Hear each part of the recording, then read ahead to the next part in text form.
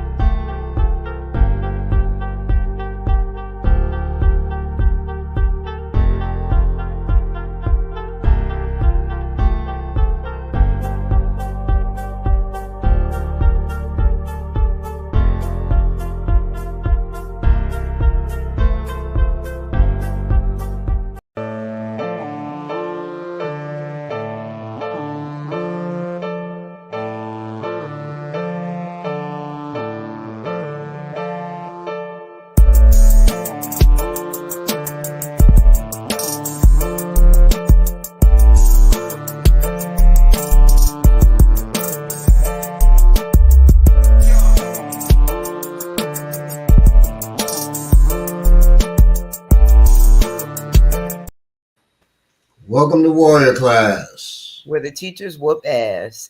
And you will too if you pass.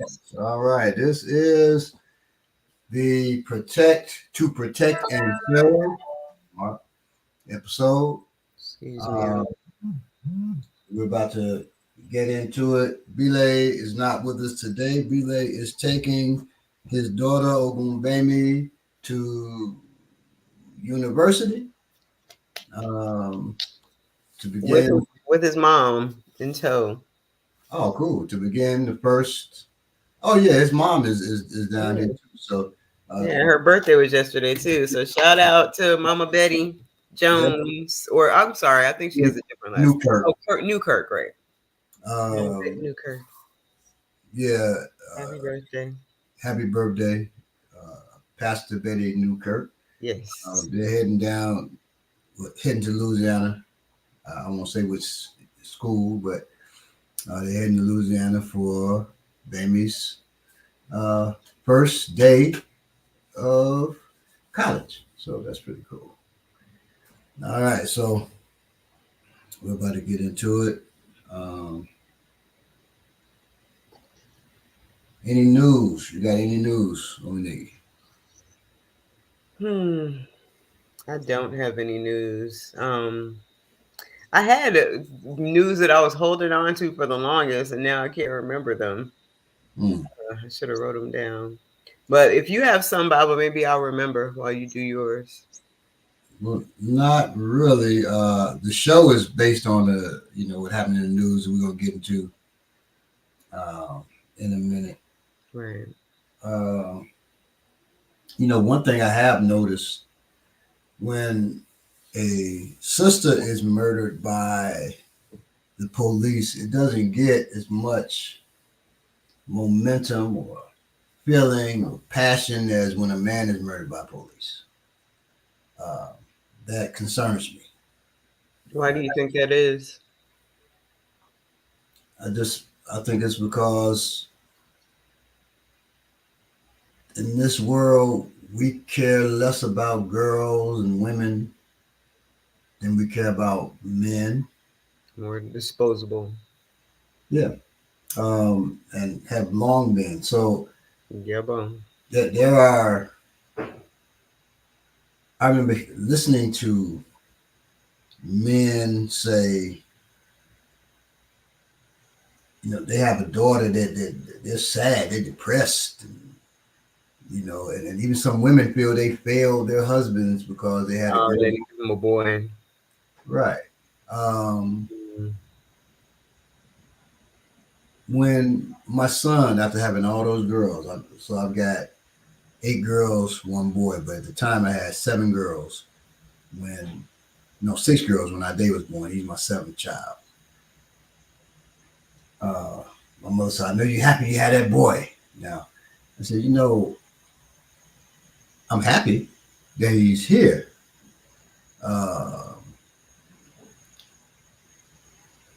It feels good that I know as he gets older, there are things I can talk to him about that I can't talk to my daughters about. I better teach him certain things. That's nice. Yeah, Mom. But if it had been a girl, Mom, it's another girl added to the bunch. Hey, welcome. Absolutely. So for me, it was never I got to have this boy or that made Yellow Moon better than because she gave me the boy. Right. I just didn't look at it that way. I'm not smashing on cats who do. Some people do it. And so our legacy continues. And you do know babies come from the women. Right. So, Bert told me years ago when I was in the Nation Design, my mother had a stroke. She was in the wheelchair. She was at the Mother's Day event. It wasn't even Mother's Day, it was just Mrs. Parker, I was speaking, she was there. So I'm helping her down the stairs. And older brother came to me and said, brother, he knows my mother. He said, brother, at that time, I looked so much like my father. I was just like a light-skinned version. He didn't know I was, but now I look more, I look kind of like a combination of the two, but leaning more towards my mother. Right. But so he didn't know. He thought I was just helping a elder sister down the stairs. He said, brother, the care you're taking with her, man, I know you're a good son. I know, and I know you're a good girl dad. The way you're taking care of her. My mother looked up and said, yeah, he is a great son. He said, oh, that's your mother. I said, yeah, bro. I said, I would like to think, though, that if I was taking any woman down the stairs in a wheelchair, I'd be taking the same care. Right. On her down the stairs or whatever, And he said, I know you got all those girls. He said, man, you should really be proud. And he told my mother, you should be proud of him because, he's producing the producers. And that stayed with me. At that time, I only had 4 or 5 girls. I think 4 girls at that time. That stayed with me though. Thinking about that, and I recognize who the producers are. Of course, a baby can't be made without a man and a woman. But you all's bodies are built to house and nurture this child as it's growing and coming to the world. So it's you all are the producers that really literally deliver life into this world. So for me, I don't know why women are looked at as so secondary. And even, culture say, women are secondary but most necessary. Like when the 5% say that stupidity. And yes, I said stupidity. Women are secondary but most necessary. What makes you primary? What have you done that's so primary? Right. Or, so, until we change that mindset, it's going to always be that sister gets shot, murdered by the police, and she's just a meme. You don't feel it like you should. Right. When I was growing up, you catch a dude hitting on a woman or something somewhere, and you're a man, you whoop his ass. Um, that just wouldn't stand, or the police manhandling a woman, that wasn't gonna stand. Where I Right. do that. Nowadays, people just film it, say Right. saying you saying glad it wasn't you. Or they yell, "Stop resisting." Yeah, that too. So this episode is interesting. Um, I was doing research, and I said I want to find anybody giving intelligent analysis on how to deal with the police. Absolutely. Okay. And doesn't exist. Throughout all this internet, well, it didn't exist. I searched for 2 weeks. I searched a week before I you know, decide, okay, this is the episode we're gonna do. Then I searched all throughout this week. That's what took so long for me to send the show notes. I'm trying to find it's something definitive so I could even get a clip and learn to add the clip to this. You know what I mean? Yeah, people don't want to touch that. No, people are really afraid of these bastards. Yeah, boom. They really are afraid of the police. Or just don't know what to do. So, I think about, and all Black people, particularly boys, have had the conversation. The conversation. For those who don't know what the conversation is, it's when you talk to your child about what to do when you encounter the police. Most of the stuff we're telling our children is just to be compliant and weak. And then when every time one of us gets murdered by them, it's always somebody jumping in, definitely some white folks, and then some old handkerchief head ass Black folks saying, so you should have just complied. Mm-hmm. And just do whatever they tell you. I've seen cops bust the head of people who were just walking down the street minding their business. They wearing a business suit. They weren't dressed like a gangbanger or nothing. Right. I was walking down the street one time. 4 cops jump out the car. Don't say police, nothing. I just see 4 white dudes jump out the car. So I'm like, let's go. Let's go.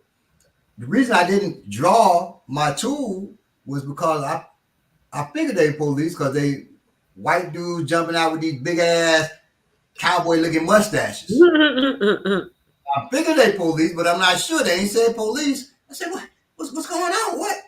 They said, put your hands down. I said, the hell I will. Who are you? Right. And one said, police. Still ain't showed nothing. I don't see no ID. I don't see nothing. Some moving. You're knocking their hands out the way and drive. And I'm like, shit, there's 4 crackers on me. I don't know who they are, but I'm going to fight. They have to put my dead body in the motherfucking car or something because I'm fighting to the end, right? So then one finally said, we're the police. Where you headed? I said, I'm going to my girlfriend's house. Oh, boy. He said, you're going to your girlfriend's house? So you just fucking around, just going to make some more babies, huh? I said, my girlfriend. I didn't say I was having sex with her. I said, my girl, what makes you think all Black people, they just have sex with their girlfriends? I was actually hitting but that wasn't his business, And he said, so how old are you? I said, I'm 17. And what high school? I said, I'm home for spring break from Howard. Howard what? Howard University. Wait. You go to college? You 17? Yes, sir. Let me see your school ID. Show him school ID. He said, you're a good young man, so you all go ahead. Go ahead. They know they had one, they didn't identify themselves. They figured I had enough sense that they didn't just kill me right there, that I would go to somebody that could take care of this, an attorney or something. So they left me alone. Mm-hmm. If I had just been a lone brother, say, hey, I go to Farragut High School, of course, known as Vice Lord High School. They probably would have beat me, at minimum, beat my ass. When I was 10 years old, this dude tried to rob me in the store. So I signaled to the people working there, this dude trying to rob me. So they called the police. The police come in and grab him. They said, you get in the car too. They get me in the car. they go to Marquette Park. So during those days, we couldn't go to Marquette Park at all. Or I Black remember person you stomp. mentioned. Yeah. Well, they took his shoes off. I said, get out the car now. He said, no, please don't. Get out the car. He said, yeah, y'all can beat me. Y'all can beat. He's saying, y'all can beat me. He's so afraid. So I'm like, what? Where we at? You know, they said, we're in Marquette Park. We're going to teach him that he doesn't bully on young men like you. You're a good boy. He doesn't bully on good boys. So we're going to teach him. So now he's going to get bullied on. And I said, I don't see nothing but white people. He said, that's right. That's right, young man. You're a smart young man. So I don't want that to happen to him. He said, well, it's happening. I said, I don't want that to happen. Now, they talk about they're protecting me. I don't want that to happen. They said, well, you can get out with them. I said, no. They said, okay, I thought so. Boom, they drove off, had his shoes. I never saw him around again. I'd seen that dude around, always hanging around and stuff. You know, I never saw him again. Wow. So I can only imagine what happened. You know. But anyway, greetings, Strin, Manuel Briggs, Charles Williams. I learned a long time ago that your oppressors will never be your protector saviors. Yeah. Don't assume. Whoops, peace. DC Joe Black. 40 J Blaze. DC Joe Black says kids these days just don't know. That reminds me of something. I thought about this yesterday. I have been pulled over in the last 6 months, maybe like 5 or 6 times for different things. Yeah, and I haven't been ticketed, but for just 5 or 6 different things. The last time was like 2 days ago. I was in downtown Atlanta. A police officer had, or to me, it looked like he had someone pulled over. They were like halfway over to the side. They were near a stop sign, but they weren't moving, you know. So I went around. And when I went around them, he pulled me over and asked me why I went around them. And I said, because you had them pulled over. And he told me, no, they have new police cars and the lights are always on, I guess, because the lights were on. Because why would I do that, you know? And he had me to get out of the car so I could look at the back of his car and see what it looks like when they actually have someone pulled over. And I'm like, that what? Why do we need to know? Why do the lights have to be on all the time? Just turn them on when you have someone pulled over so it's not confusing. So he didn't give me a ticket. I'll say that. But another time, which was like last week, I got pulled over again. The officer said that the tags, the lights next to my tag were out. And my son was in the car with me. And that was the only time that all these times I've been pulled over that my son was with me. So when, you know, he just warned me and went and got in the car, and my son asked, you know, why did he pull us over again? So I said, well, he said that he pulled us over because the lights were off next to our tag. I was like, but you know, if you look at his car, that's a K9 unit. I said that means that he has either access to a police dog or he has a police dog with him that can sniff out drugs. So the reason why he pulled us over is so that he could see what we look like, see, you know, our demeanor, so that he could try to go further with it and see if, you know, if he'd be able to search the car and all that. So at least he got a little bit of a lesson out of that. But like you said, the talk that you have with your children about how to conduct themselves and how the police conduct themselves, you know, why they actually are doing these different little stops all the time. They always have some type of excuse. You can never really prove, you know, at the time that they're talking to you, what's real and what's not real, because they're used to just making up little stories all the time. And yeah, they're using those excuses to do what they can do to take us out as much as they can. Right. To hem us up, get us caught up, whatever. I had a funny situation with K9 once. I was I had found somebody's eyeglass case. I said, somebody left their eyeglasses? And I was downtown Chicago, getting ready to come home. I opened it up, and it was full of nickel bags of weed. I said, oh, snap. I don't smoke weed. For those who don't know, I said, I'm going to get this to my boy Greg, because I don't smoke it. He get happy. It's a field day for him, right? And, young, not knowing, first of all, I wouldn't have given it to nobody at this age, because anything could be in that shit. Yeah, It was left on purpose. But, I'm thinking, oh, okay, I give it to my boy Greg. I put it in my backpack. I'm on the train. I get off the train, getting ready to switch to the green line to go home. And here go a goddamn big police officer and a big German Shepherd. And it starts moving towards me. I said, oh, shit, I got the weed. You can probably smell it in the eyeglass case. I said, oh, man, I'm in trouble.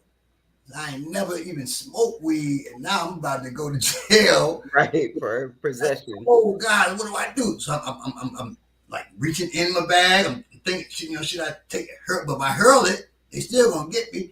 So I'm just gonna try to walk past. And that dog goes, "Arr!" They said, hold on a second, young man. I said, yes, sir. And it's sniffing at me. I said, oh my God, I'm about to go to jail. Now I was too young to actually go to jail, but I didn't know. And then, I wasn't too young to go to jail, but I had no offenses, nothing, but but I know I'm black. I'm like, I'm in trouble. But the train pulls up. I said, well, that's my train. They said, hold on. And a dude steps off, and the dog goes off at him, and they grab him, and they say, go ahead. I get on the train, and I see them pulling bags and bags of weed out of his coat pockets. Wow. I was, woo, bigger fish. Thank you, drug dealing man. I was about to go down, boy. So, those K9 units. Yeah, and I've never seen a K9 unit mess with a white person. The K9. I've never. This is downtown Chicago, so there's all kind of blacks and white folks down there. I've never seen, not one time. I've seen the dogs many times. I've never once seen it mess with a white person. The only time I saw the dog mess with a white person was the last time I was at the airport? Going to Virginia. I think the last time I was at the airport, and we're in the line, and this dude's walking by, and the dog kind of barks at him and sniffs at his pocket, and the TSA agents take the dude out the line and say, we got to talk to you. They take him somewhere else. Mm-hmm. I don't know what he had on him, but do they still do those blowing machines at the airport where they it's been a while since I've flown. I was just talking about that this morning, but you used to have to go through, it was like a threshold thing, kind of thing, but it used to blow stuff on you or whatever. You'd have to, I had to, tell them that I couldn't go through that. I can't remember why at the time, because this is a long time ago, but a friend of mine told me something to tell them that you can't, they can't put you in that thing, but they used to blow. If anyone remembers, Charles Williams said some airports do. I remember this. So I've flown all over the place. I don't remember that. I do know. I remember they stopped taking me for bomb residue. That might be one of the things. It's some kind of way to bomb residue. They stopped you and put your hand in this thing, right? And I said, "Why are y'all always stopping me? You all have my DD-214. That's basically like your resume for the military. Y'all got my DD-214 or something. Why are you always stopping me? No, so this is random. I said, it can't be random because every time I fly, I get stopped when I'm going and coming back. I get stopped and you're checking me for bomb residue. Dude said, just keep moving, sir. Keep moving, sir. Like, he wouldn't give me no explanations. I'm like, boy. Right. And then all of a sudden it stopped, but I also stopped seeing those machines. Right. Like, you get out through the line and they come over here, please. And they put your hand in that machine and they look at your fingers and shit. See if you got bomb residue. I'm like, man, yes, Charles, exactly, looking for residue. I don't know,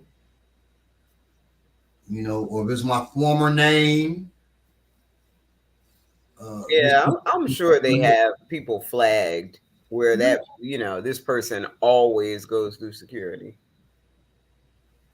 Yeah, some sort of residue. I don't remember exactly. Probably bomb type stuff. Yes, man, it's definitely bomb residue. That's what they're checking for. But they would get me every time without fail for a couple of years. And during that time, I was traveling heavily all over the country, and this just a few years ago. So I don't know. And I'd be traveling with other people. They walk through. They just, excuse me, sir. So I'm like, oh, they definitely, got me on some kind of list. Then the bomb residue machine just kind of disappeared, I guess. Maybe they somewhere else you don't see them, but or they figured out some kind of way to test for it without, that too, yeah. Mm-hmm. So we're gonna get into it. Just gonna let a few more people, come on in. Let's see who we we got. The Spider-Man 7285 piece to the Spider-Man Nader Nabil. Is that right? I hope that's right. Nadir Nadir Nabil. Comrade Beer. They swabbed your luggage with the bomb residue stuff too. Ah, okay. That doesn't surprise me. Now, I do know when me and Belay went to Richmond, Virginia last year, they had checked both our bags. Mm-hmm. They put a ticket in there. They've checked your bag, I'm like, these son of a guns, Jack. It's random, though. Yeah, it's random, though. Yeah. Right. So I gotta I think I'm gonna drive by Belay to see if he at home, because Belay may not have just wanted to do this one. The last time we did we did a thing about the police terrible techniques. You had to read between the lines on that one, but we did the one on if the purge actually happened. Right. And Belay made a joke about he be driving through, town wearing state troopers uniform. Mm.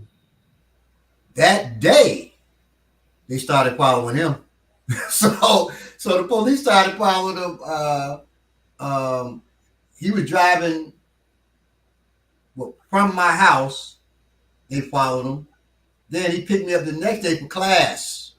They had followed him. We're going to class. They followed us. We're coming from class. They're following us. I said, damn, you really were threatening to them with that joke. Because where he get the uniform from? Right. And that's where they like, okay, well, we're going, we got to check this dude out. So they followed him for a good week. So I said, we're going to do this. I said, they're going to happen to be out of town or something. And it just so happened, that his daughter is going to school. So he's not running from it. His daughter really is going to school. So, but I had to mess with him about that because the timing on that is perfect. Right.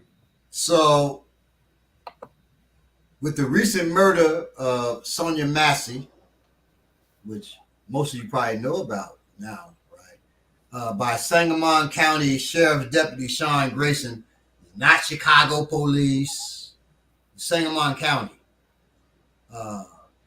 That is, I believe, Springfield, Illinois. Okay. Sangamon County Sheriff's Department, Sean Grayson, during the 10th anniversary This is the 10th anniversary year of the murders of Michael Brown and Eric Garner by the police. Hell of a time for it. It's the top cop, Kamala Harris, is running for president. But we'll be running. I don't think nobody's going to run against her in the primaries or whatever. So she'll be the one running against Trump. So you got the top cop, big in the news. So this is an interesting time for the police right now. What a time to be alive. Right. So renewed conversations about and demands for police reform and abolishment are taking place. Okay. So we decided as warriors, let's discuss it, but let's also provide the people with techniques and strategies to keep yourselves and your loved ones safe when encountering police, as well as your rights and realities when dealing with angry, abusive, dangerous, and sociopathic predators called police. Yeah, well. In case you don't know about the murder of Sonya Massey, let's talk about it.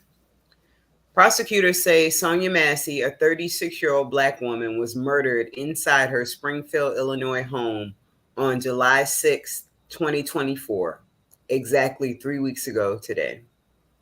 Authorities say Massey called 911 to report a suspected prowler, and Sangamon County Sheriff's Deputy Sean Grayson, who is white, and another deputy arrived at her home to search the area. Grayson followed Massey inside her home and asked for identification while she sat on a sofa. The unarmed Massey then got up to remove a pot of hot water from the stove. Grayson stepped back. When Sonya Massey asked why he stepped back, he said he didn't want to get hit by the water. Massey said, "I rebuke you." Grayson then snapped and said he'd shoot her in the face. He drew his pistol, aimed it, and started demanding she drop the water. Massey, afraid, apologizes and ducks. Grayson shoots her 3 times, including once in the head, just like he said he would. He then discourages the other deputy from using a medical kit to save her. Yeah, that was weird because he said, he stepped up. Why are you stepping back? I want you to hit me with that hot water. He said, I rebuke you. I think it was, I rebuke you, Satan, or whatever, rebuke you in the name of the Lord, however she said it. He said, I'll shoot you in your fucking face. It was weird. He went from just seeming normal to, it was like, that's his end to take her life. Right. Oh, she gave me the avenue now. Like, what? Which is anything. Right. So the pig Grayson was fired last week and indicted for first-degree murder, aggravated battery with a firearm, and official misconduct. He has pleaded not guilty. I want to make something clear to you all. Don't get too happy because people, they got his ass. I've seen cops get indicted, and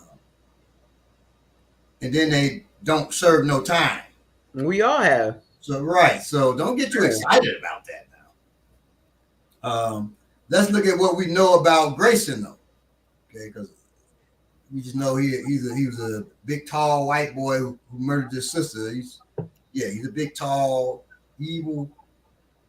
Anyway, the former sheriff's deputy charged with murder in the fatal shooting of Sonia Massey had been employed by 6 law enforcement agencies since 2020.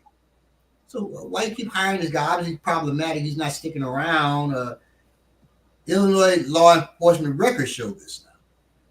And he twice pleaded guilty to driving under the influence of alcohol before he began working in law enforcement, according to court records. So, okay, so I don't even know how he got hired as a police officer, but maybe they don't care about that.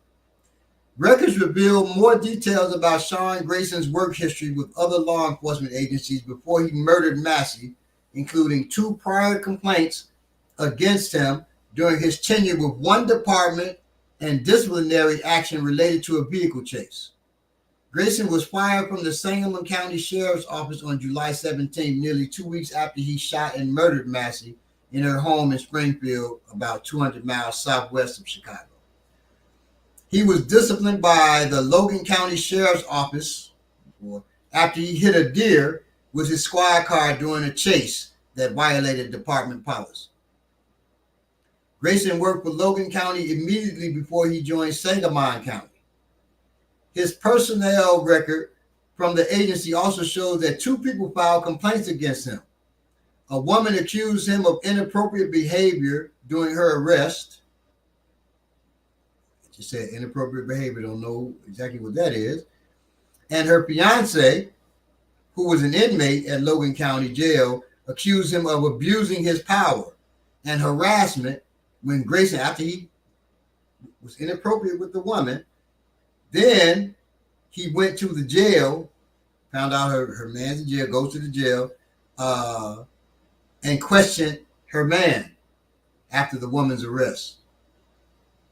I don't know if he threatened, him with more time if she talked up or whatnot, but the guy in jail accused him of abusing his power and harassment when Grayson questioned the man in jail after the woman's arrest. Before Logan County, Grayson worked part-time at the Pawnee, Kincaid, and Burden police departments, state records show, with his employment at Pawnee overlapping at times with both Kincaid and Burden. He worked full-time at the Auburn Police Department. So he worked in all these police departments. And Kincaid Police Chief DJ Mathis said Grayson worked there part-time from February 4th to May 18, 2021, and was let go by the Village of Kincaid Board when he refused to live within a 10-mile radius of the village. He maintained his employment at Pawnee, where he was hired in August 2020 during the entirety of his time at Kincaid, and had asked for permission to take on the second job, records show. The Burden Police Department hired Grayson shortly after he left Kincaid, and while he was still working at Pawnee at a rate of $17.50. He worked there part-time for several months. The police department employs 9 officers. So he was in these small towns. I'm trying to establish a career. Right. Career and a record of doing police. So shit, if this man hadn't done that, he may end up being a sheriff or a congressman or senator his damn self. The department said Grayson's reason for leaving is unknown because it did not receive a resignation from him. That's at the Burden Police, I believe. A department official said that he just stopped covering his shifts. His separation date was December 31st, 2021. The records show he began working in Auburn months before. He wrote in the application for Auburn that he was leaving Burden, because he wanted to be a full-time officer. Before his law enforcement career, Grayson served in the U.S. Army from May 2014 to February 2016. So when you enlist in the Army, you enlist for 3 years. If you're going to do anything like special ops, you have to give them, definitely special forces, you have to give them 3 more years. So it's 6 years you have to give them. Okay. But he didn't do 3 years. May 2014 to February 2016, that's what, like a year and a half? Where he was a wheeled vehicle mechanic, Army spokesman Bryce Dubee said. According to his Army discharge paperwork obtained from the Kincaid Police Department, the reason listed for his separation is misconduct, serious offense. The police department did not immediately respond to an inquiry about what explanation, if any, Grayson gave as to the circumstances of his discharge. When you're discharged from the military for misconduct, specifically the Army, you are given either a dishonorable discharge or a general discharge, but it can be a general discharge under honorable conditions, which is probably what he got. Well, when you get a general discharge under honorable conditions, that means you did something that would have gotten you a dishonorable discharge, but because of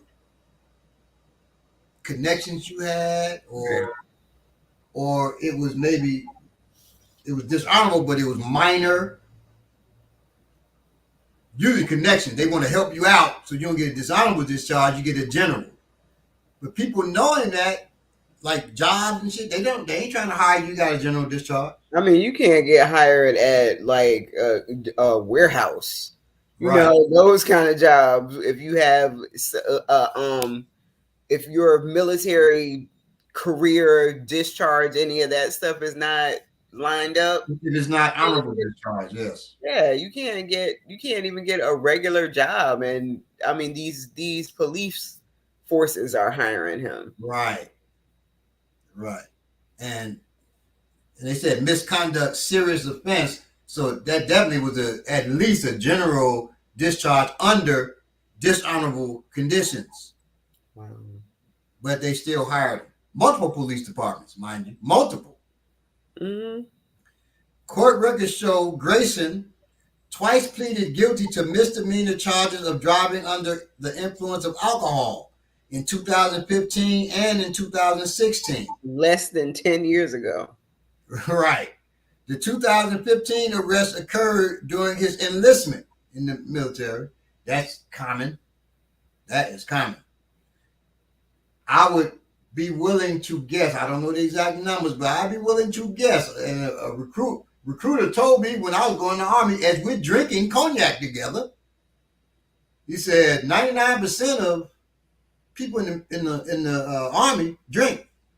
That's just the Army. I'm sure the others, I heard the Navy drink even more than the Army. So these are people, who are trained with weapons, and they're going out and killing people, be drunk as hell. Now, for us in special forces, we get drunk now, but we could not be drunk when we went out on a mission. You didn't want to do it anyway. You're jumping from a plane in the darkness. You don't want to be drunk. Anyway, so the 2015 arrest occurred during his enlistment. His past DUI arrests were disclosed in his application to the Auburn Police Department. They still hired him. Records show. He also noted in that application that at some point his license had been revoked or suspended. Wow. But they still hired him. I wonder, because he, like you said, it's clear he has some type of connections, or likely has some type of connections, as far as like cleaning up his ability to do things after that military discharge, or even not getting a dishonorable discharge. So I wonder if those same connections were at play with him getting hired with these. They may have been. And like DC Joe Black said, super short stint in the Army, wonder why. Then with the DUI, said, there it is. Right. So that was what got him discharged from the military. Mm-hmm. And so I know that was not general. That was a dishonorable discharge. Wow. So there you go. But he still gets hired by the police. Very interesting. All right. The duty of a police officer is to protect community safety, not execute justice.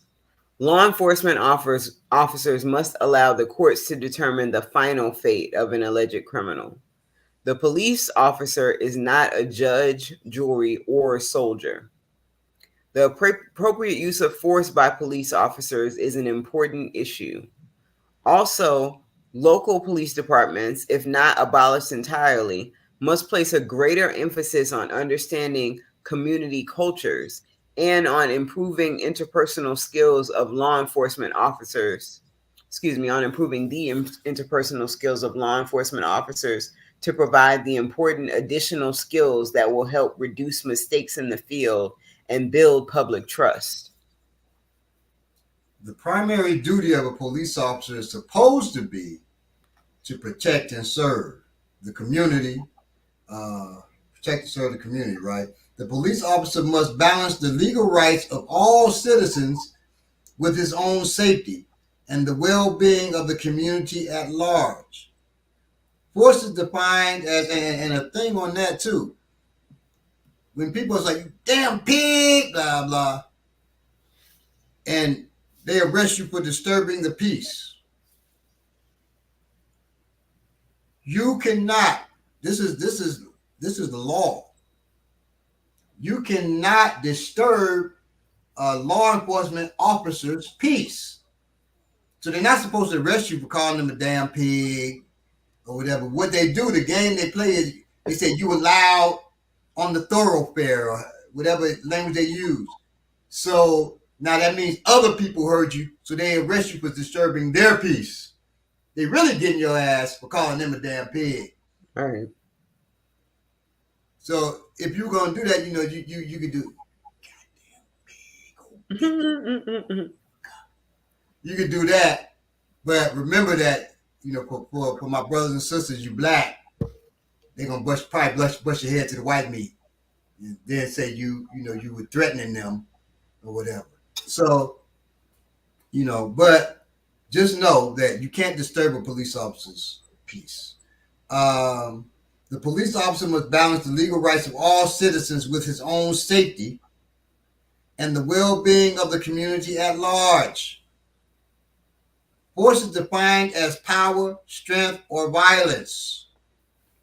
So we're talking about using appropriate force. Force is defined as power, strength, or violence. The Black's Law Dictionary, 2nd edition, defines force as power that is dynamically concentrated to compel a situation toward a desired end. It is power that is dynamically concentrated to compel a situation toward a desired end. Police are expected to use force. They're expected to. When they're hired, they're expected to, and trained, they're expected to use force, but to use force appropriately in the situations they encounter. Okay. It's interesting. The end of that definition of force is to compel a situation toward a desired end. Right. Yeah. Because how do they desire for these encounters to end? Yeah, right. It's right. It's their desired end. So right. They're within the law. That's how they get away with a lot of stuff, because the way it's worded. Right. Yeah. Use the force continuum.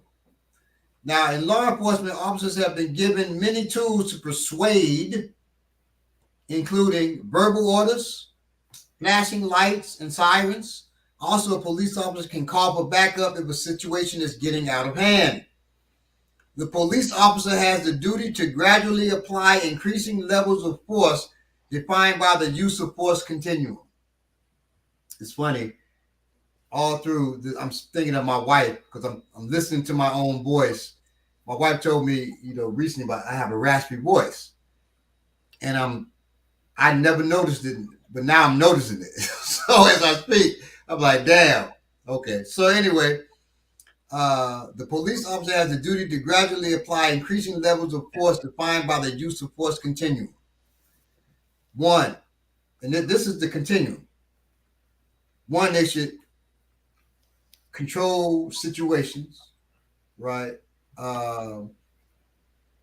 Through mere presence. That's the first level of force. Just their mere presence. They should be a visual deterrent. Siren and flashers. That's 2. Verbal command. 3. It shouldn't go no further than that. It doesn't have to go any further than that. Weaponless control techniques. That's martial art techniques, pain and compliance techniques, busting your head to the white meat with the elbow, knee. We've seen them do that. And Eric Garner was murdered with weaponless control technique. He was choked to death. Right. 5 is control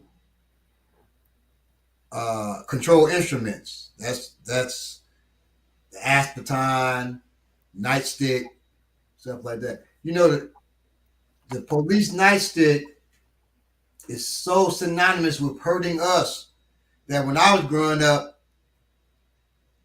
people would find them or steal my police car. However they would get them, they come around and say, "Ooh, you got a nigger beater." We call them nigger beaters. Wow.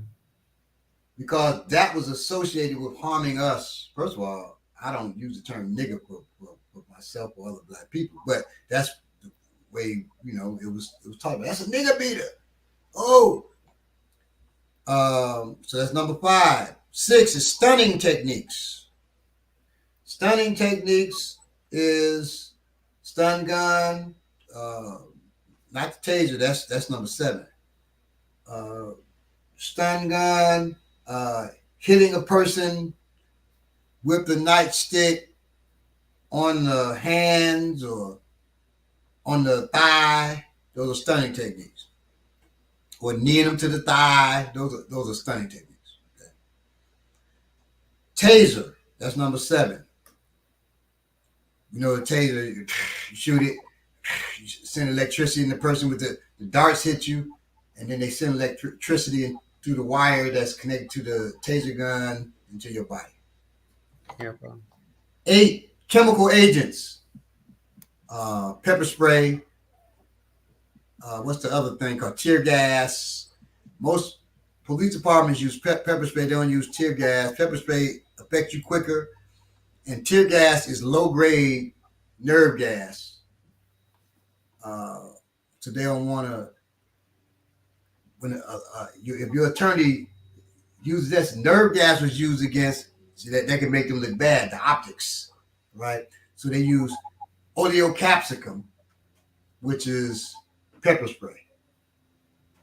And pepper spray doesn't sound benign. Pepper spray would tear you up. I got pepper spray up close, and I had to go to the hospital because it had frozen my corneas. Yeah. So yeah, pepper gel now too. Yeah, the same. So pepper spray out. Then it comes in the mist, gel, or foam. Okay, mist, gel, or foam. Foam or gel on your bed. Foam, really, if you're going to buy pepper spray, you all, just so you know, because if it's a wind, you blowing it at somebody, it blow in your face. Yeah, but the foam won't. But let you know, foam, I used pepper spray against somebody before too. And it dripped down on my other hand under my watch. And I had a burn in the shape of a watch. And that's why I said, this stuff, you shouldn't use this stuff on nobody. It's burning my flesh. So what's it doing to their eyes? Right. So, but police don't give a shit about your eyes. So chemical agents. Also mustard gas for riot police. They fire that mustard gas into a crowd. Ooh. Mustard gas will affect you even if you're wearing a gas mask. People have drowned. They're bombing into the gas mask and drowning. Number 9 is impact weapons. So we dealt with short stick.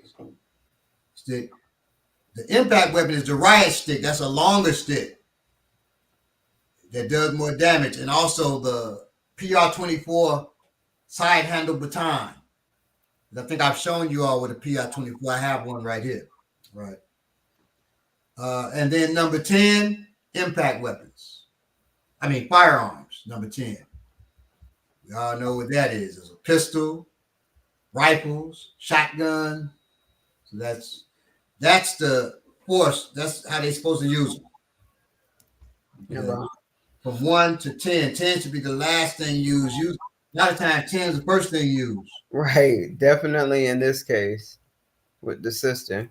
He didn't go through no steps. In fact, his mere presence really would have done it. She was calling him for help. But it went from nothing to verbal command. Well, it didn't go, verbal command at the same time as pulling the gun. You went from 3 down to 10. 3 and 10 really came at the same time. Right. insane. And then the shots happened. So you didn't go through the goddamn use of force continuum. All right, so Bob, I don't mean to interrupt you, but we have a troll in the chat. I know we have some admins that you've assigned. SB. Yeah, if you, I don't know if you or if one of the if James was in here, he would have gotten rid of him already. Hold on, let me see. Let's not give them our attention. I'm not gonna even repeat what he's saying, but right. I want to see.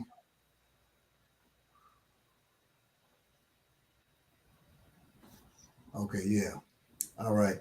But I do want to say something to SB, real quick, SB, fuck you. So there we go. All right. All right. So that person was moved. So now, anyway, so he didn't go through the use of force continuum, Definitely. And that probably was a police officer right there, or a white dude that is pro police. During an administrative review of the use of force, a 12-year-old boy. Yeah. Doing it, still very dangerous. During an administrative review of the use of force, the police officer will be asked if he followed this process. So, next, use of non-deadly force to de-escalate. A wise police officer understands that wise police officer is an oxymoron, but there can be some who've been out there a long time. A wise police officer understands that all humans will instinctively respond to a physical provocation. All humans will instinctively respond to a physical provocation. Right, of course. Now, I'm putting on them what I know, but I believe anybody who's dealing with violence long enough recognize that, shit, if I put my hands on somebody, I'm going to get some kind of reaction. Mm-hmm. You're not just going, oh, yes, sir. Like, no, they don't give you lay down and right, know. So it shouldn't be, the first I grab your hand, you move with, don't resist, and then you start choking them. Right. Don't resist, you shoot them. What? Non-deadly force should be used to de-escalate a situation. Most police departments don't consider handcuffs to be non-deadly force. Now that's them. Most police departments don't consider handcuffs to be non-deadly force. So once you allow yourself to be cuffed, you're in trouble. And it will be listed that we had to use deadly force against this person. And handcuffs can kill you. For my big belly brothers, I'm whittling mine away. I got sick last week, and I know my belly swelled right back up. Like, damn. But anyway, you have a big belly and they cuff you behind your back and lay you on your belly, you can asphyxiate. Just so you know. So if you have a big belly, say to them, first of all, if you're handcuffed, it's terrible. But if you are, say to them, can you sit me on the ground, or can you lay me on my back? Because I don't want to die laying on my stomach like this. Right. But remember, they don't care about you. But just you can ask. And be at least it's out there. Asking. At least it's out there too. Right. Because somebody be filming. They ain't gonna be helping you, but they'll be filming. Legal use of deadly force. The United States Supreme Court has dictated that police officers must follow the United States Constitution, Fourth Amendment, probable cause guideline while interacting with suspects. I watched a brother one time, the police were searching him. He said, "What's your probable cause?" And the dude, the cop, punched him in the jaw, broke his jaw, and said, "That's my probable cause." Mm-hmm. So just know there's a reality to this shit. In order to permissibly use deadly force, the police officer must have facts leading him to believe that the suspect has committed a crime or is dangerous. They will use paperwork against you, so just be careful. But I'm telling you these things because when we get towards the end, we're going to tell you the strategies to deal with these folks. The Tennessee versus Garner United States Supreme Court 1985 decision has become the blueprint for deadly force being used by police officers.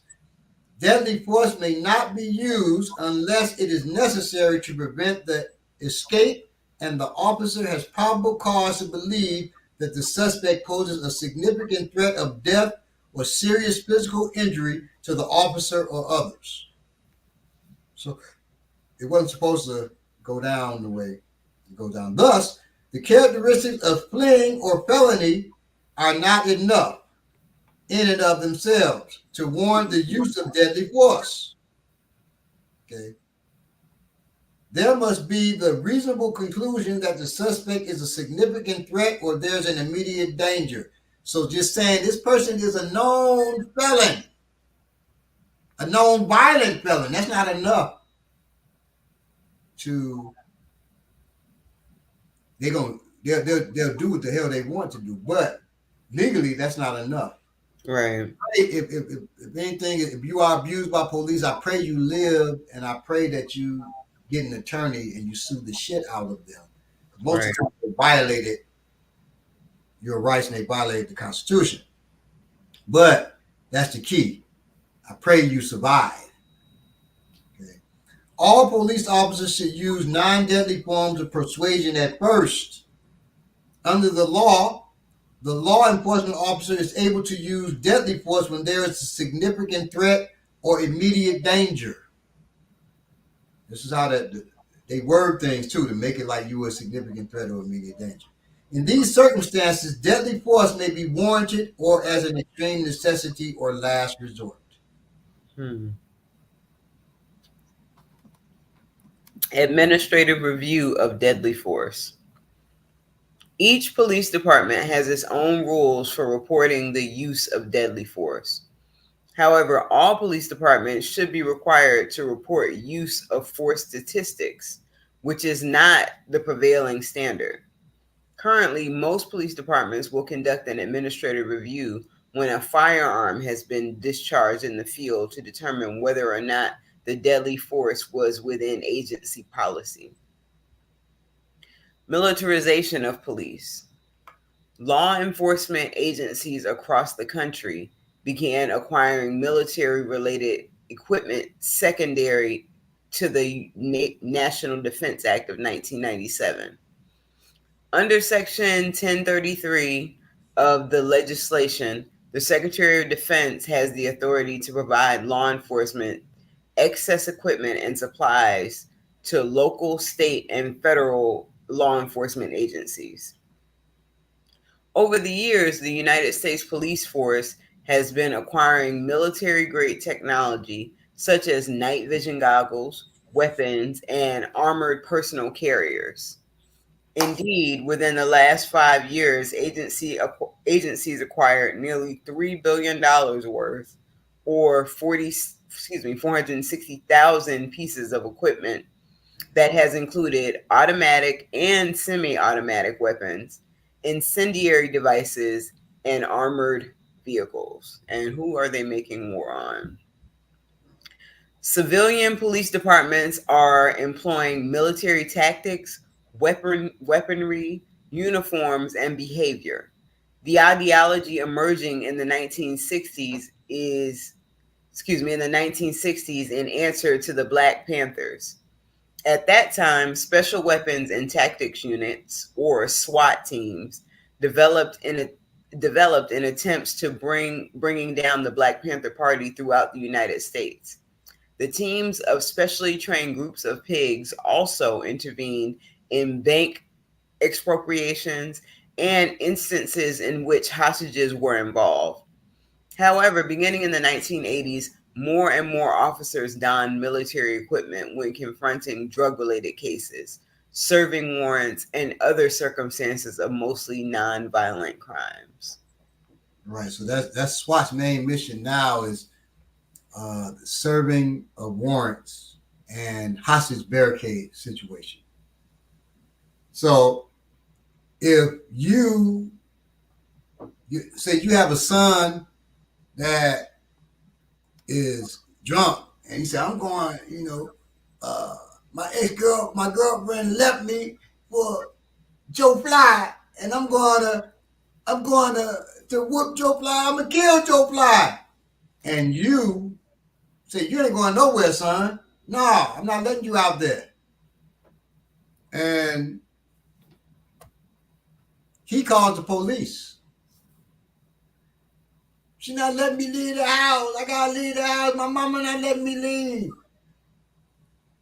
SWAT can come to your house because they will say that's a hostage barricade situation. That's called false imprisonment. You didn't let the person leave the premises. And so now SWAT can come to your house. Not just uniform police, but SWAT can come to your house. Right? It could be that easy. Anything they say is a hostage barricade, you're not letting somebody come out. Or they can say, we think somebody's in there and they're not letting them out. We think somebody's in there and they'll send SWAT. As part of those stories, they tend to make up. And they don't have to experience making up. Send SWAT, you don't have to have a judge sign off on that. You can send the SWAT team because you think there's hostages in there. That's hostage barricade situation. All right. But you do have to have a judge sign a warrant. That's not hard for them to make happen either. In May of 2014, one family in Atlanta with 4 small children were rendered homeless by a fire. They sought refuge with relatives. During the night, SWAT, while they stand with the relatives, during the night, SWAT officers broke down the front door of their home and haphazardly threw a flashbang grenade into the residence before entering. The grenade fell into the crib of a 2-year-old. Officers then brutalized the family and refused to allow the adults to tend to the injured toddler. They were seeking an individual suspected of drug use. However, he did not live at the residence. Let me say something about flashbang. When I was in the military, we trained with flashbangs. We went into what's called a kill house, where you practice on killing motherfuckers and not getting killed, right? So you can pop out the walls on you, different stuff, right? You're doing these different high-level, intense scenarios to train you to deal with high-level, intense situations. Well, after that, they call our team in, and we stand in one room. They throw the flashbang in another room, so you can see it, but you don't see it direct, and you hear it. So first you see this light. Oh my God, it's so bright, brighter than anything I'd ever seen in my life. And then right behind it is boom, and that boom, we all jumped. After we're walking back to the barracks, a mile away, you would hear another team go through, and it would be, well, all the while we walk, we hear boom, we're shaking. Every time it would boom go off a mile away, it sounds like this. That's what the flashbang sounds like, that boom. We still would jump. That's what it does to your nerves. Wow. A mile away, we're grown men. Right. You say it's 2-year-old. Trained, not just regular soldiers. We got high level of endurance, high pain tolerance, all these things, and we're still jumping with our nerve a mile away. You throw this right there in the crib of a goddamn baby,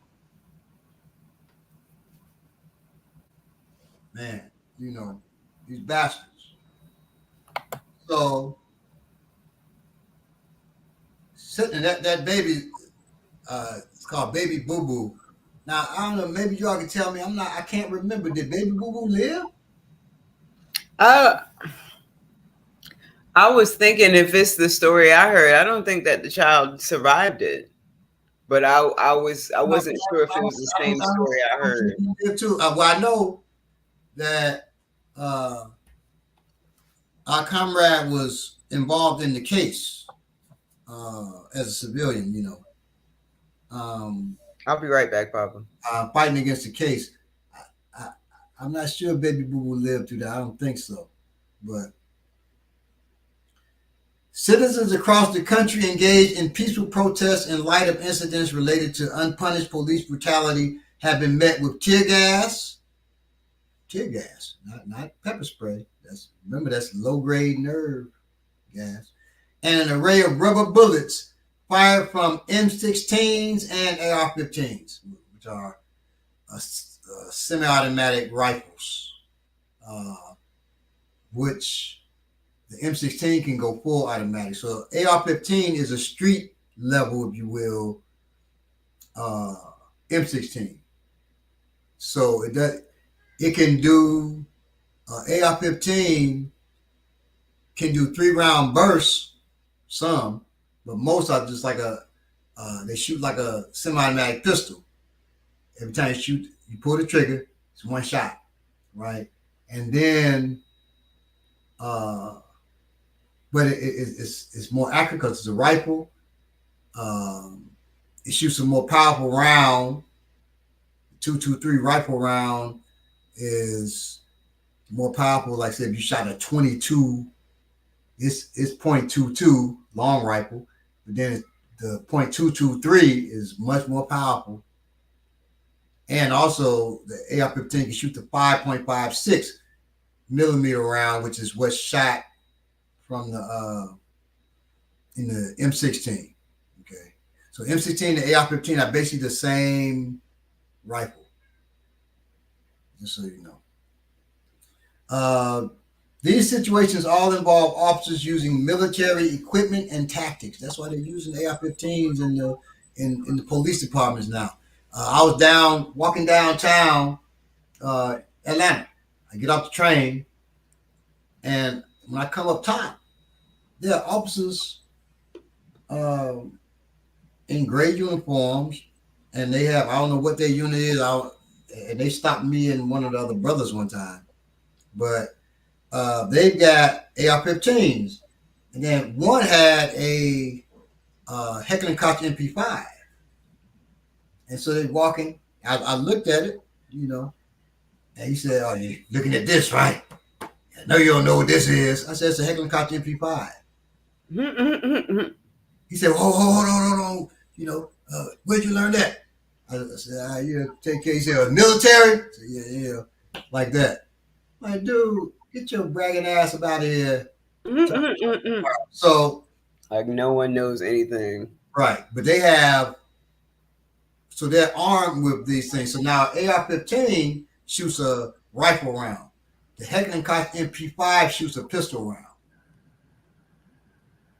For those who don't know, I have a Heckler & Koch MP5. That's my favorite rifle. Okay. They come in 9mm and they shoot 45s as well. Okay. I think you shot. Well, I don't know if you shot it. My 45 rifle. I remember the 22. Well, that's different. That's for training everybody. But I bought that out there because I don't know if you remember. I shot. People were shooting my expensive rounds, and I was like, Right. So anyway, so the MP5 comes in 45 and it comes in 9. I have two 45 caliber rifles. I like pistol caliber rifles as well as, yeah. Anyway, we'll get into a firearm episode, which I might happen to be out of town during that time because I'm not going to be seen holding a firearm. That's just my policy.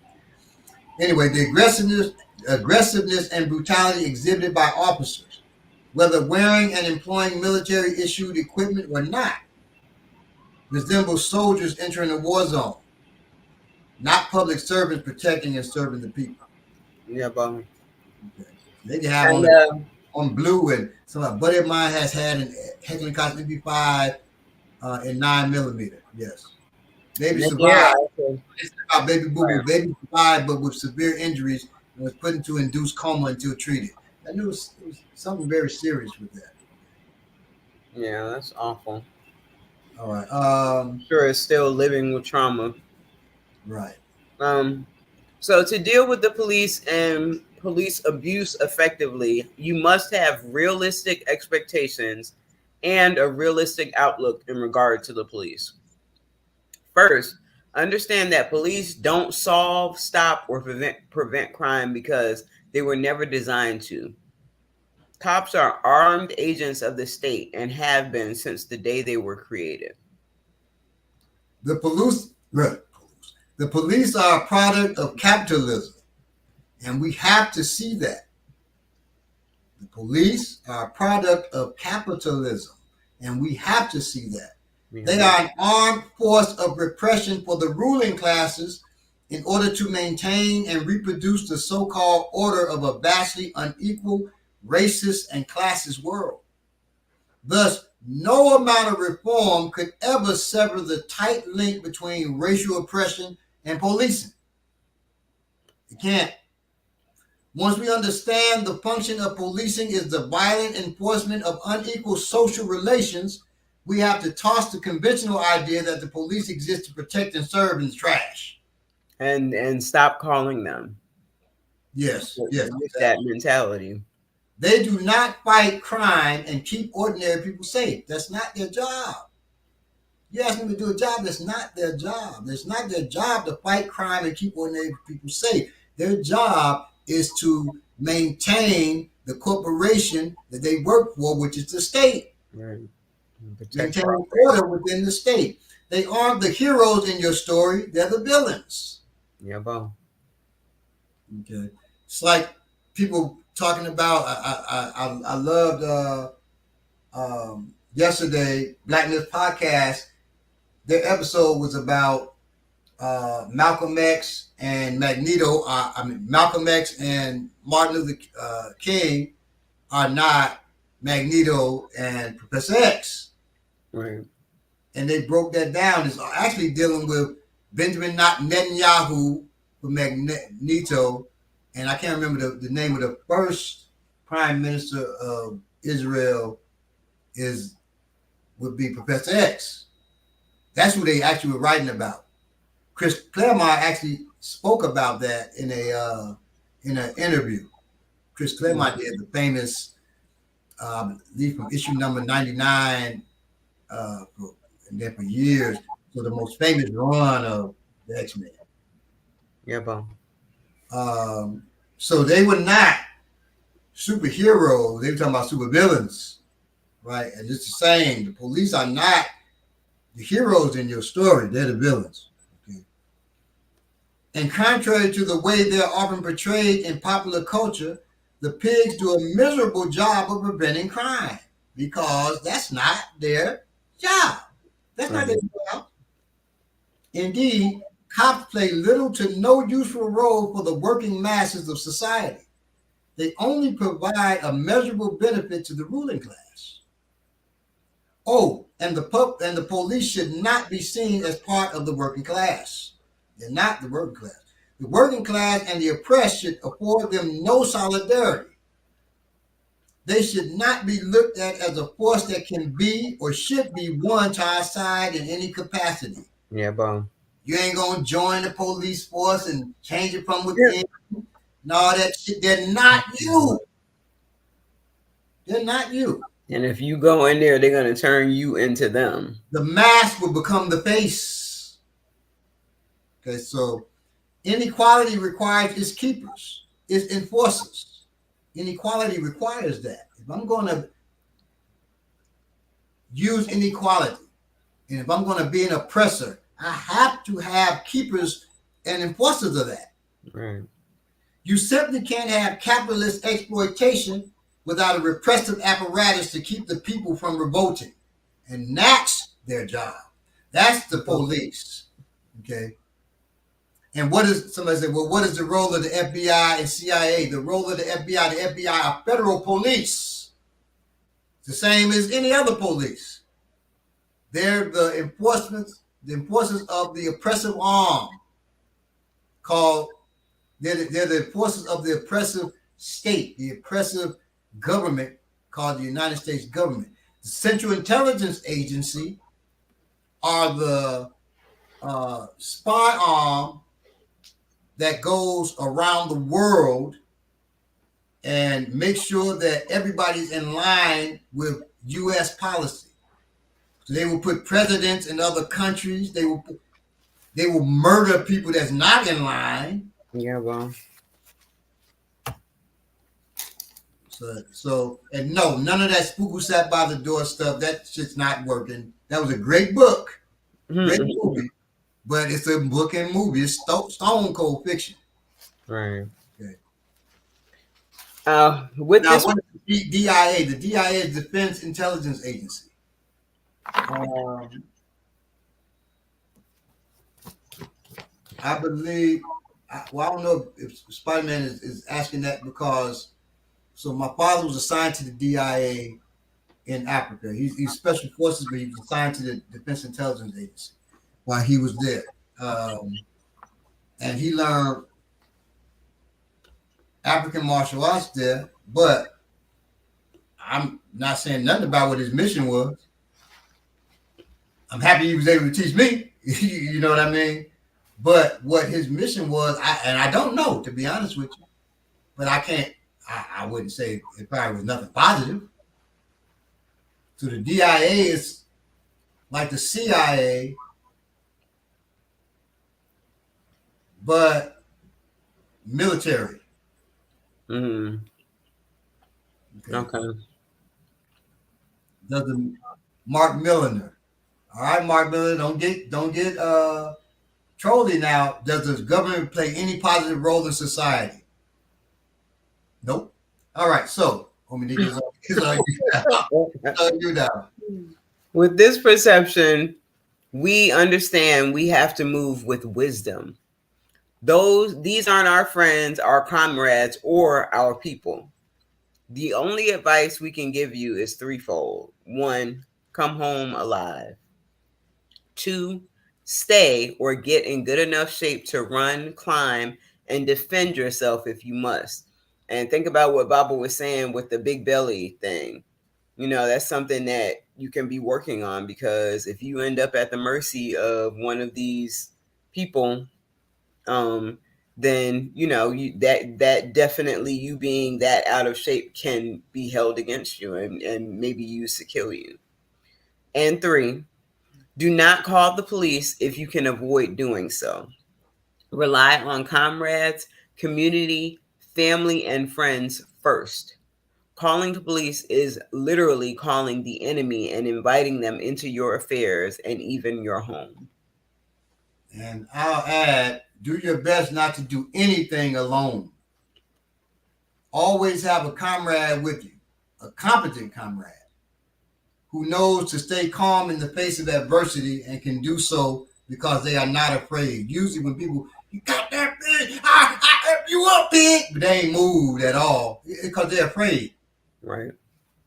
You don't want somebody just also bringing about your demise because they talking shit. Right. They ain't doing nothing. Mm-hmm. And then we'll say, after you get shot. Right. So make sure they're competent and they can stay calm in the face of adversity. They can do so because they are not afraid. If you aren't sure, if you know somebody like that, you don't. You don't. So get yourself in an organization and y'all make plans to go to events together, break bread together, train together, and be there for each other. Okay. Yeah. Well. Yeah. I was just gonna say, on that, and also on the piece that I just did, as far as like being wise when dealing with them. I mentioned that I was pulled over, like, I think it was yesterday or the day before yesterday.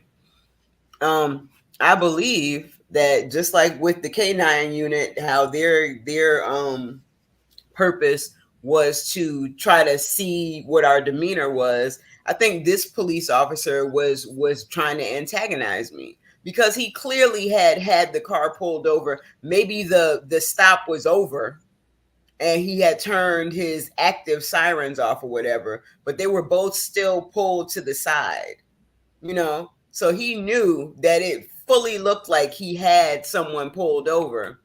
But since he was done with them, he figured he'd, come, because what he did was antagonizing. And I definitely could have been like, what are you pulling me over for? You just had this person. And, they're looking for that. They're looking for someone to get really upset when they do stupid things like that. But you are playing right into their hands. Just like if you have someone with you that'll do that. Like that's part of having wisdom when dealing with them. Nadir Nabil said, great group called Civil Rights Corps done research about police body cams. They found it actually increased violence. Hmm. Great research. Everybody should give it a look. I will be giving it a look. Yeah, boom. Civil Rights Corps. So what we did there, I think everybody here is smart enough to notice that, but the techniques and strategies, the overarching strategy is get home, right? Yeah, And so you get yourself in shape to run, climb, defend yourself if you have to. You get home by however you got to get home. Use wise words. right. Do what you got to do. When people just say just comply, many of us have died just complying. So when you're saying that your privilege is showing, or your Uncle Tom is showing, Right. your handkerchief is on real tight, or your privilege is showing. White folk, if you're telling black people to just comply, you don't live in the same reality that we live in. Right. I've seen people brothers cup and sitting on the sidewalk. They've complied. That's why they cup, because there'd be 10 brothers, 2 officers. They could have fought them or caused chaos enough for some to run, but they sat there and they get kicked in their face. I've seen it myself. When I was in the nation, we got into a fight with a gang who had been, one member of the gang was abusing his sister, so we went to confront him. They all, his boy got his back, so we going at it. The police pull up. Everybody against the wall. All of you going to jail today. I said, no, not today, officer. We're not going to be arrested today, officer. I don't recommend you do this, but I go by what my gut tells me to do. Yeah, bye. I'm looking. It's like 60 dudes against this wall of this school. I'm like, it's 60 of us. We were rivals a second ago, but goddamn it, here go the enemy. When I say my enemy's enemy is my enemy's enemy. They ain't my friend. Neither the gang that we were fighting. But we are black. We are brothers. Unfortunately, we had a squabble. But these are not our brothers. Even though one of them was black. He ain't our brother. He's blue, actually. Yeah, not today. We're not being arrested today. So the officers looked at each other. He said, well, everybody from the Nation of Islam come on off. He said, brother here said y'all not being arrested today, so thank him. And the other dudes would come out and say, no, you all being arrested.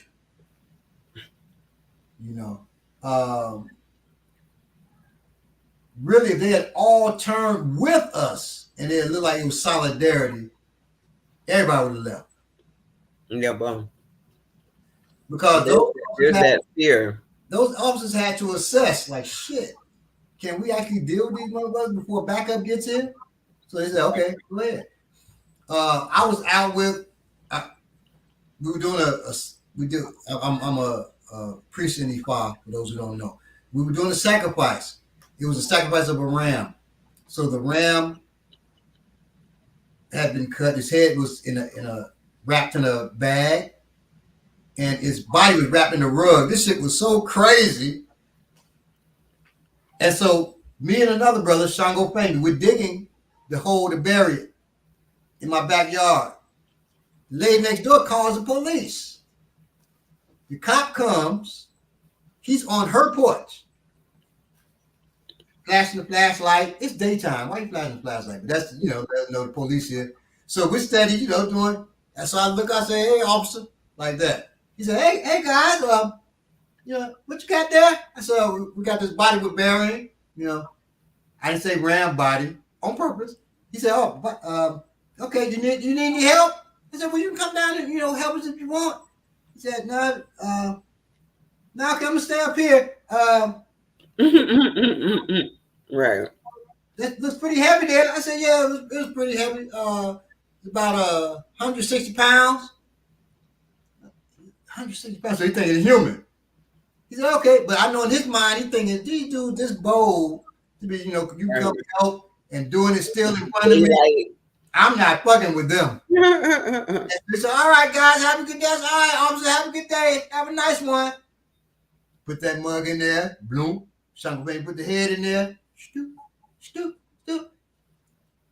Turn to look. That cop was gone.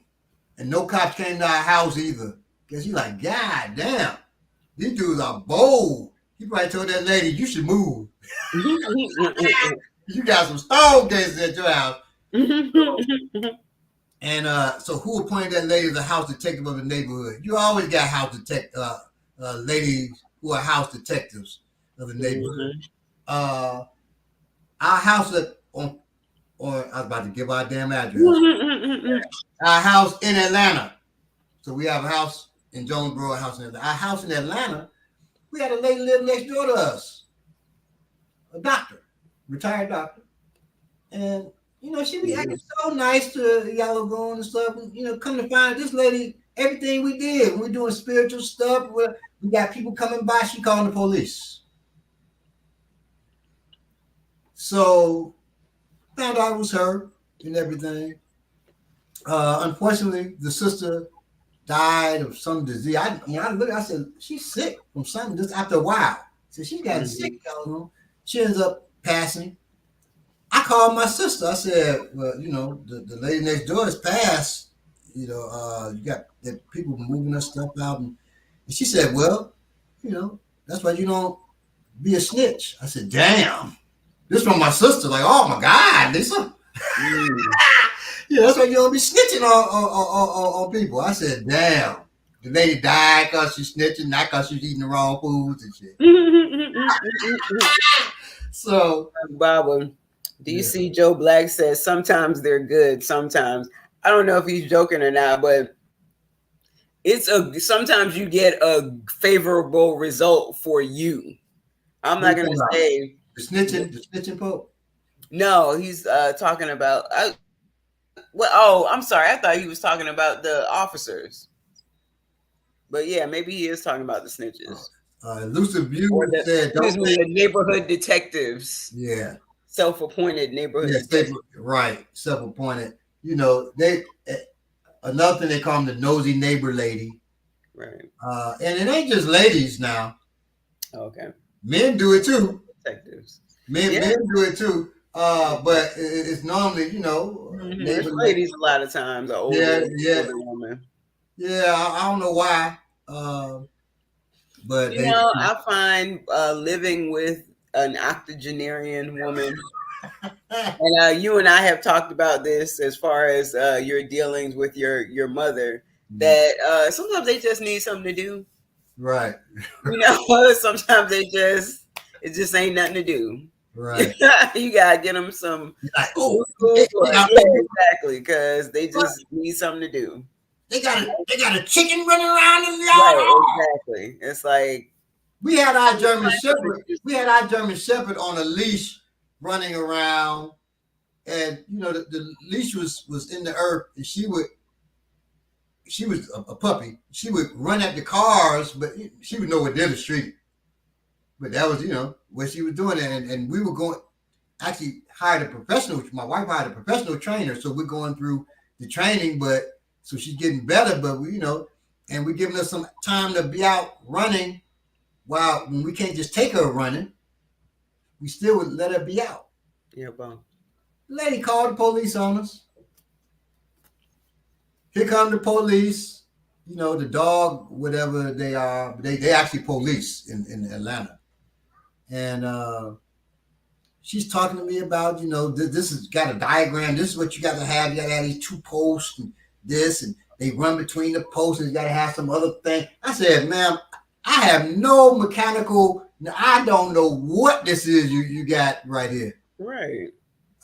She said, it was so common, and that's what people are supposed to have. Well, how come no one else? How come you've never seen it before? Right. How come no one else has it in the neighborhood? Yeah, you can get a carpenter to put this. I said, really? I said, this is dealing with chains and pulleys, and I said, this is complex. I don't know no carpenters that do this, but hey, okay. And I said, well, I tell you what, I'm just gonna keep the dog inside and in our backyard because I can't. And they were like, well, you got to make sure it doesn't come to the front. I said, well, I'm sure that she'll be calling you, letting you know. And she laughed. That's how I knew. It's definitely her. It's definitely her. And so then she was talking about something that happened, gave me some sob story, something like, oh, really? And then I turned priest on her, and I'm giving her advice. The cop starts crying, right? Because I'm giving her advice about, it was her son that she happened to mention. I'm giving her advice on her son. She crying and jive. You got so much wisdom. So you know what? I'm not gonna do the write up. She gives me the write up. She said, just keep the dog under control. Drive. I said, this was the craziest fucking scenario here. Right. I turned to go in the house, and no result for you. He was standing in the window, but the doctor next door. And I wanted to be like, see, so I just walked on in the house, right? Told my wife, and so my wife went over there. Did you call about the so and so? Of course, no, absolutely not. Mm-hmm. Yeah, okay. So she's all up in our business, exactly. Mm-hmm. Peeking through them blinds. I'm like, man, please don't let me when I get older be doing that. Have you something? Usually they represent the woman doing that, and the man be like, get up off my lawn, right? Right. I'm already like that. So, but not with children. So the children be out here, I don't say nothing to them. I'm not racist, folks. So the white folk who live across from us, who have a dock just like we do, they used to come over here and fishing and jive. So I'm like, hey, you can't be over here, man. This white boy gonna tell me, the son who's like 19, he's older now, like 21 now. 19 when we first came over here, he said, we always do it. I'm like, what? And Yalagoon puts her hand on my chest and she's talking to him. I'm like, I was gonna snatch him off our like, look, we're legally responsible. You on our dock. You cannot be on our dock. Right. You fall in the water, drown, a board breaks or something, you fall. So you cannot be on here and you're causing us legal problems. No. And I'm just like, I looked at her, yeah, what she said. This motherfucker, because I was gonna do it a different way. And so he's getting this stuff. I said, and let me tell you, because don't come back. You understand me? Don't come back here. Because it's not her and you having a conversation. It's me and you having a conversation. You understand me? And if you don't understand, tell your father to come over. Right. And he's a cop. Everybody in this neighborhood, goddammit, is police or judges. I said, dude, how this happen that we move over here? I will say it's peaceful because ain't nobody gonna come over here doing nothing crazy. But I'm thinking if stuff falls down, they're gonna be. I mean, you surrounded. Right, I am. They are armed. Mm-hmm. But it's okay. It's okay. But, I think so too, Baba. Yeah. The difference between them is I don't see them, except maybe the folks over there across the street from me. they're kind of individual. The way I think is, us as a community being together. So if our community of USPI, Urban Survival Preparedness Institute, is here at the house, we have advantages. Yeah, bro. So, and that's my last thing on that. I want to sit by the dock of the OJ Tades Bay. Man, it's crazy. I be standing out here talking about, and I be singing that doggone song. Sit by the dock.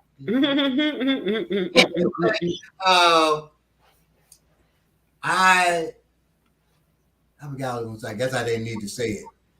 But, I was going to say, get with an organization, you all, as I said earlier, and move with the organization. Don't find yourself alone, okay? Don't be alone out here.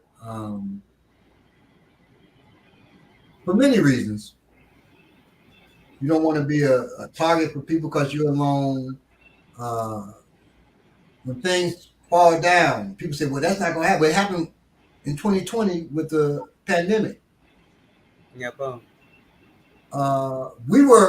Everybody in USPI, we were ahead of the 8 ball. We had our supplies and things of that nature. So, thank God. And the training, because you can't just have equipment and stuff and not train with it. You don't know when stress happens, you ain't know how to use it. But if things fall down, I know I'm looking out my back door right now. I'm in the basement. And I'm seeing our organization out there. We'll be okay. Well, I want that to be all y'all reality. Right. Wherever you live at, give it an organization that you all will be okay during the bad times. Okay. You'll be great during the good times, and you'll be okay during the bad times. Or at least working towards that. Right. Because every day is a chance to work on those 3 things, particularly the getting in shape part. Every day you got a chance, but you can't get up in the morning and just throw it away. You have You're to. right. You don't want to roll dice and say, well, I'll get in shape tomorrow. Right. You got to start somewhere. Right. And the training is important because if you ever had to defend yourself against anybody, I don't care what their title is, you best know how to do that. Do it quickly, efficiently, and then get your ass out of there and get home safely. Remember, that's the number one goal, to get home safely. Right. Now, when we say that, we don't mean get home safely by snitching on your comrade, by bowing down. And I knew folks in Chicago. There was a cop that was going into Cabrini Green projects after work. Really, the cops never off duty, by the way, so don't even fall for that you see on TV. But they were going to the projects, and he was a detective. He would make young boys suck his penis, or he would throw cases on them, until finally they came forward. A group of like 30 came forward on his ass, and he got exposed. But yeah, he was doing this for a long time. Now those are young boys; they're teenagers, so I can't. But as a grown man, don't let nobody take your, or woman, don't let nobody take your humanity from you. Okay. Look, you're dead anyway. A part of you. You Right. dead there. Fuck that, man. So, and I mean that. People say, you saying fight the police? I'm saying fight anybody trying to take your manhood. You're going to rape me? Right. No, it's not happening. I don't care who you are. I don't care what you call yourself. Goddamn president of the United States, whatever you are. Shit, the sheriff of Cook County. I don't care who you are. That's not going to happen. Right, James, I'm going to prison. Right. And if I go to the morgue, shit, I ain't got no more problem. If I go to prison, they ain't gonna rape me in there. Because when I was locked up, these bastards, as a joke, they taking me towards the young men's pod. And I'm looking, like, okay. And it's a dude in the doorway masturbating, looking at me, licking his lips. I said, okay, well, let's do this. Let's do this. I start cracking my neck, moving my shoulders. I'm killing this fool as soon as I walk in there. Get ready. And I said to them, you ready to give me more time? I'm good. Because they tell you, if you fight, you get more time. I asked the doctor, and I said, so if I fight, and they all telling you that. So the doctor, I said, so you're telling me, if I fight for my life, I'm going to get more time. Somebody trying to rape me? Yeah. So just let the rape happen. Well, he'll get more time. I said, okay, yeah, okay. Yeah, right. Get your ass. When he gets more time, he has nothing to lose. Right. Comes right back to where you are. And you lost some. You took your manhood or whatever. I said, get ready. Go ahead. Get your book ready. Come on. It's just I was thinking about. I'm just joking. You're going in here because you have the young violent felons, and then you have the violent felons over 30, right? And that's why I went violent felons over 30. Right. And that was cool, you know. They try to schedule you when you walk in there, just crazy. When I walk in, it's a dude in there. He looks 6'11", like 500 pounds. And so when I walked in, he said, "How you doing?" I said, "I'm good, big man. How you doing?" Like that. He goes, "Ha!" His laugh was so high pitched. So I end up learning, and we call him Elmo, like Elmo. Hey, Elmo from Sesame Street. Right. His laughter, he had a deep ass voice, and he was but his laughter sounded like Elmo. So when he saw I wasn't afraid, he just laughing. And I'm saying to myself, this is like a goddamn horror movie with just a crazy motherfucker right here. Yeah, so, the same thing. But I can't show him fear. So like, hey, big man, hey, you know, like that. But in my mind, I'm thinking, goddamn, I want to fight this big motherfucker. As trained as I am, good God, right? And he was a giant, but, you know, we call him Elmo. Well, tickle me, Elmo, for the long thing, you know, but I'm saying tickle me in jail. I ain't right. I'm no man thing I'm trying to right, yeah, no. So, yeah, so anyway, James, I remember seeing a 16-year-old child when I was locked up. It saddened me, like, damn, shorty. Yeah, I mean, I didn't see 16. You know, I was around very violent. It's violent at 16, unfortunately, but or accused of being. But I didn't see nobody that young. But 18 on up. 16, damn, why was he? I guess he was charged as an adult. See, that's just crazy, man. 14-year-old child. Do they charge white folks as adults? That's only black. We only supposed to get charged as adults, right? But with children, because you should have known, right? Oh. So James said he was in the minimum security. Okay, yeah, I could see that. Was like Tyson's voice. Yeah, his laugh was like Tyson's voice, but even higher. Wow. Now Tyson, imagine when he was in jail, Mud walk in. And, you know, you see this big dude drive, and you heard he could throw hands. You know, yo, my name Pike, and and you're like, what the hell? This can't be real. Well, it's real. You know? Oh, my goodness. And James, I've only seen us in there that young. Yeah, I don't think they charge white folks. You know, you charge them adults. As heinous as some of the crimes they do. Mm-hmm. They don't get charged, but we do. It's still juveniles. You know, for shoplifting and shit. And and I'm gonna end on this. I thought about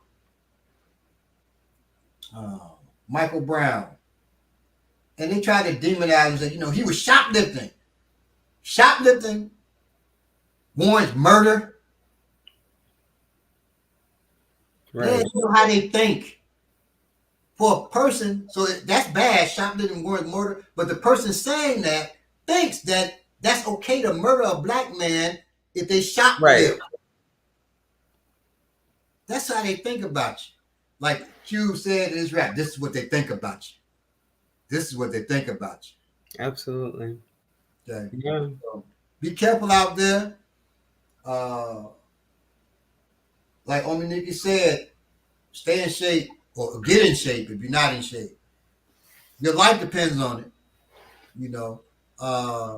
And your family, the life Right. of your family. So get your endurance up.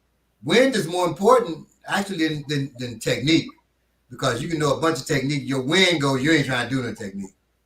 We prove that when you go through instructor tests from the assistant instructor on up, you fighting everybody, and after a while you, oh boy, you don't want to lift your arms no more.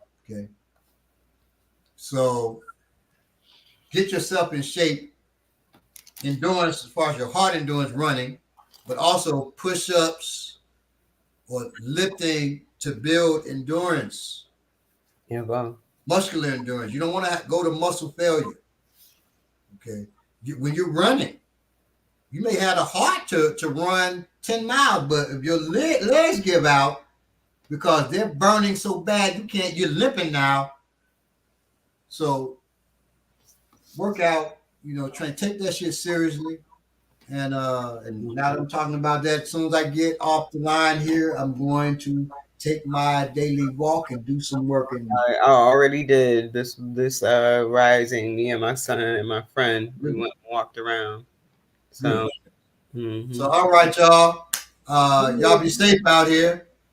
Love y'all. Stay black or whatever it is that you may be. And get with an organization. Don't be found out here alone. Peace. Peace.